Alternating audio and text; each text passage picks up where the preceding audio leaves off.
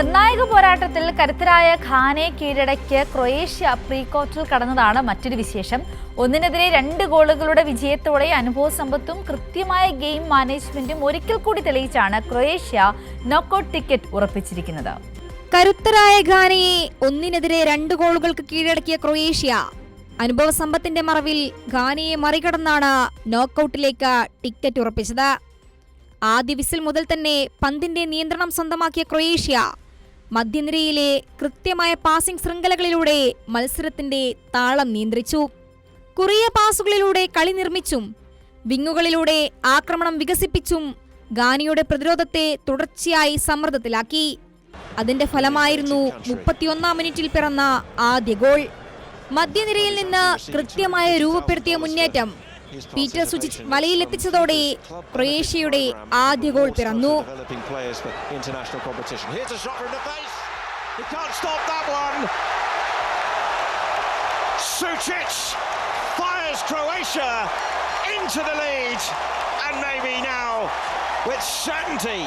രണ്ടാം പകുതിയിൽ പിന്നിലായ ഘാന കൂടുതൽ ആക്രമണാത്മകമായ സമീപനം സ്വീകരിച്ചു.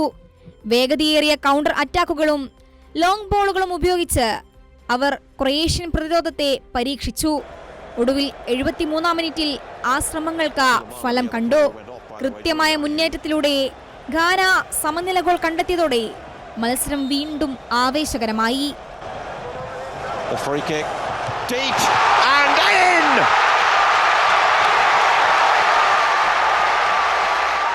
സമനില വഴങ്ങിയിട്ടും ക്രൊയേഷ്യയുടെ താളം തെറ്റിയില്ല. പന്തിന്റെ നിയന്ത്രണം വീണ്ടും സ്വന്തമാക്കി കുറിയ പാസുകളിലൂടെ കളിയുടെ വേഗം നിയന്ത്രിച്ച് ഘാനയെ പിന്നോട്ടെടുപ്പിച്ചു. തുടർച്ചയായ സമ്മർദ്ദത്തിനൊടുവിൽ 83-ാം മിനിറ്റിൽ വിജയനിമിഷമെത്തി. ബോക്സിനുള്ളിൽ ലഭിച്ച അവസരം നിക്കോളോ വ്ലാസിച്ച് പിഴവില്ലാതെ വലയിലെത്തിച്ചതോടെ ക്രൊയേഷ്യ വീണ്ടും ലീഡ് നേടി.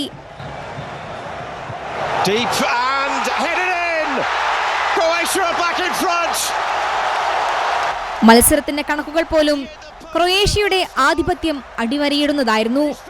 കൂടുതൽ സമയം പന്ത് കൈവശം വെച്ചതും ഉയർന്ന പാസ് കൃത്യത നിലനിർത്തിയതും കൂടുതൽ സംഘടിതമായ ആക്രമണങ്ങൾ സൃഷ്ടിച്ചതും ക്രൊയേഷ്യയായിരുന്നു.